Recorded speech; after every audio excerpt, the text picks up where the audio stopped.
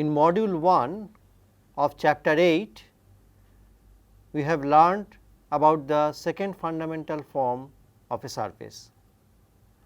Now, in module 2 of chapter 8, we shall learn about 3 new concepts of surface geometry. The first one is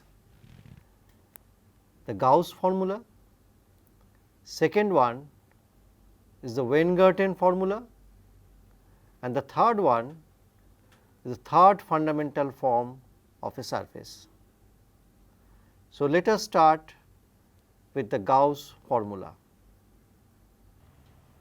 In module 2, we shall learn about Gauss formula, Weingarten formula and third fundamental form of a surface. So, let us start the deduction of Gauss formula.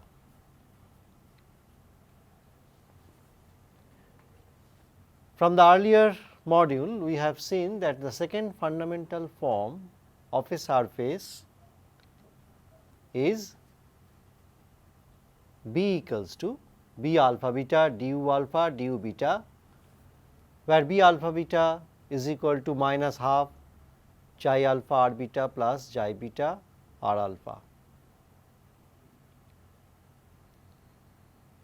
Now, let us take the tensor derivative of xi alpha, that is del xi del u alpha. We are taking the tensor derivative of xi alpha. We know d square equals to g I j dxi dxj equals to a alpha beta du alpha du beta, because when we consider the curve as a space curve,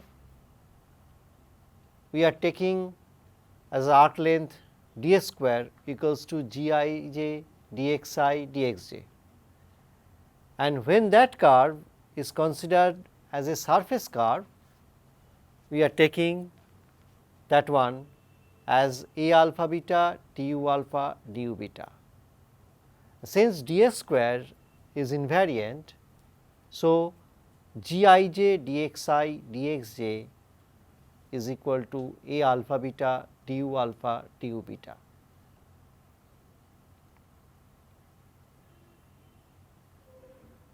So, dxi can be written as del xi del u alpha du alpha, and dxj can be written as del xj del u beta du beta. So, writing the expressions of dxi and dxj, we get g I j xi alpha xj beta du alpha du beta equals to a alpha beta du alpha du beta. Since du alpha du beta are the components of contravariant vectors, they are non-zero. So, we can write that a alpha beta is equal to g I j xi alpha xj beta. So, this is the relation between the coefficient of first fundamental form of surface and the coefficient of the fundamental form of space, that is the relation between a alpha beta and g I j. Now, we take the tensor derivative of the above equation, and we are getting a alpha beta comma gamma is equal to g I j xi alpha comma gamma xj beta plus g I j xi alpha xj beta comma gamma. So, we are taking the tensor derivative in the both side. Now, the tensor derivative of the first fundamental form A alpha beta is equal to 0. That is the from Ricci's theorem, it follows that A alpha beta comma gamma equals to 0. So, we can take G I j x I alpha comma gamma x j beta plus G I j x I alpha x j beta comma gamma is equal to 0. So, interchanging alpha beta gamma cyclically, we get G I j x I beta comma alpha x j gamma plus G I j x I beta x j gamma comma alpha equals to 0, and G I j x I gamma comma beta x j alpha plus G I j x I gamma x j alpha comma beta equals to 0. Now, adding 2 and 3 and subtracting 1 and also using x I alpha comma beta equals to x I beta comma alpha, we get G I j x I alpha comma beta x j gamma equals to 0. Now, the equation 4 is very important. From this equation, we can see that x I alpha comma beta is orthogonal to x j gamma. Now, x j gamma is considered as a surface vector. So, x I alpha comma beta is orthogonal to the surface vector x j gamma. So, x I alpha comma beta is a space vector orthogonal to the surface vector x j gamma, and hence it is codirectional with the unit normal vector, that is the surface normal vector xi I. And Gauss has established in a paper that the expression x I alpha comma beta will be equal to b alpha beta xi I.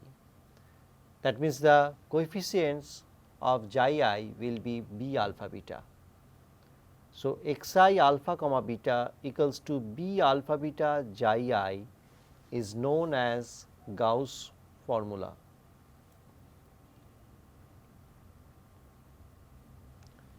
So, this is the Gauss formula for the surface.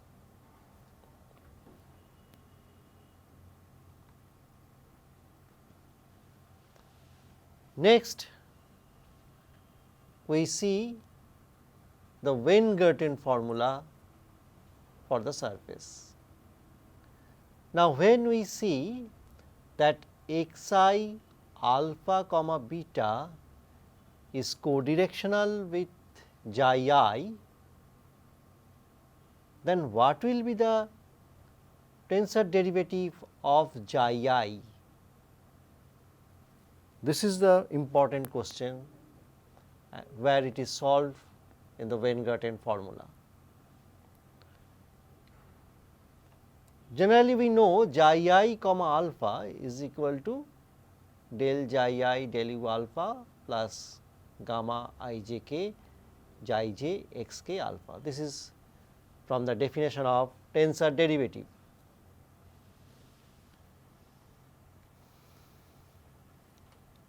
Also, g I j xi I xi j equals to 1, because xi I are the components of unit surface normal. So, g I j xi I xi j will be equals to 1. So, taking the tensor derivative of this expression, we get g I j xi I comma alpha xi j equals to 0. Thus, xi I comma alpha is orthogonal to xi j.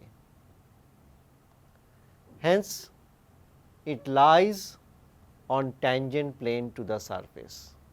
That means, xi I comma alpha, again it is a surface vector, because xi I comma alpha is orthogonal to xi j.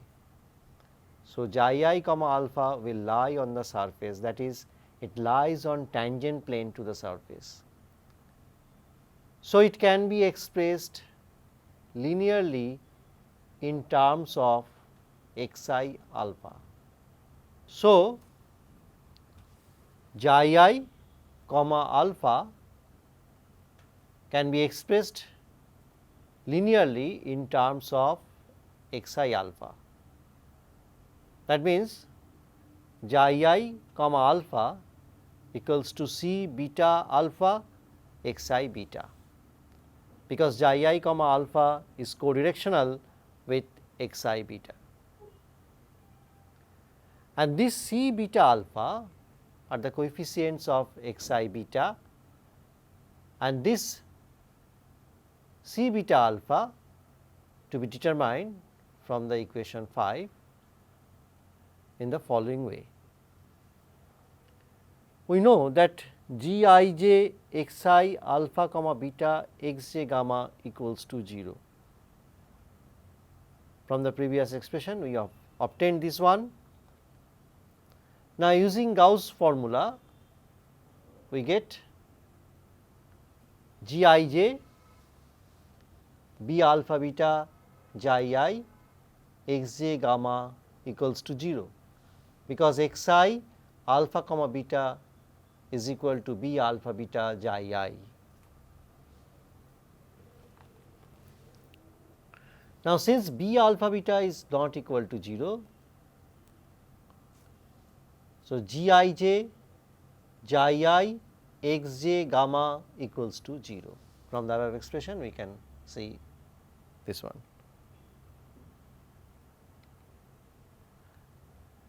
Now, taking tensor derivative, we have g I j xi I comma alpha x j gamma plus g I j xi I x j gamma comma alpha equals to 0. Now, again putting Gauss formula in the second term, that is for the x j gamma comma alpha, using 5 we get g I j C beta alpha x I beta x j gamma plus g I j xi I xi j b gamma alpha equals to 0. Now, since g I j x I beta x j gamma is equal to a beta gamma, so the above expressions will come to the a beta gamma C beta alpha plus g I j xi I xi j b gamma alpha equals to 0. Now, g I j xi I xi j is equal to 1, because it is the unit surface normal vector. So, g I j xi I xi j equals to 1. Therefore, we can write a beta gamma C beta alpha equals to minus b gamma alpha.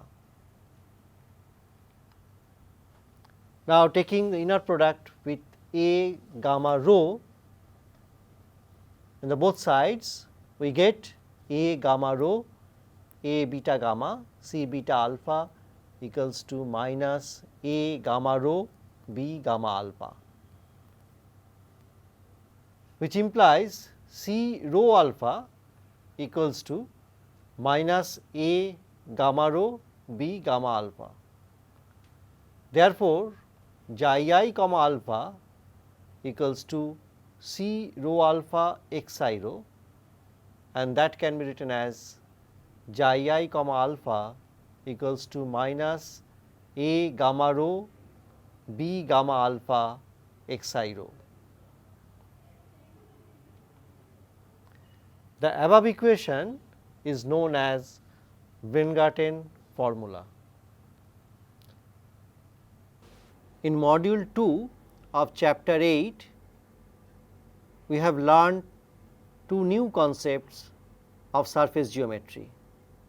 The first one is the Gauss formula for a surface, and the second one is the Weingarten formula for a surface. These two concepts are very much useful to study theory of submanifold and also the surface geometry and the geometry of hypersurfaces. Now, with the help of Weingarten formula and the first fundamental form and second fundamental form, we are going to deduce another new concept, that is third fundamental form. Earlier, we have obtained the expression for first fundamental form and the second fundamental form for a surface.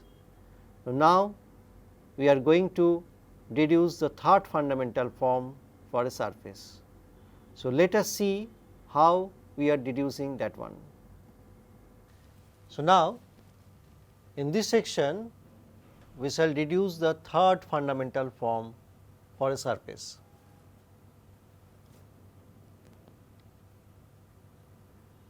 We can write C alpha beta equals to G I j I comma alpha I j comma beta.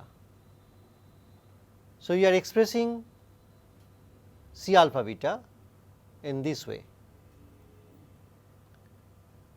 So, from here we can say that C alpha beta is a symmetric covariant surface tensor of type 02. We call C, the capital C, equals to C alpha beta du alpha du beta. Now, this C is known as third fundamental form for a surface. This is this expression C alpha beta du alpha du beta is called the third fundamental form of the surface. Now, from Weingarten formula we have C alpha beta equals to G I j A gamma rho B gamma alpha x I rho A theta mu B theta beta x j mu. So, we are just substituting the values of chi I comma alpha and chi j comma beta by using Weingarten formula in the expression of C alpha beta.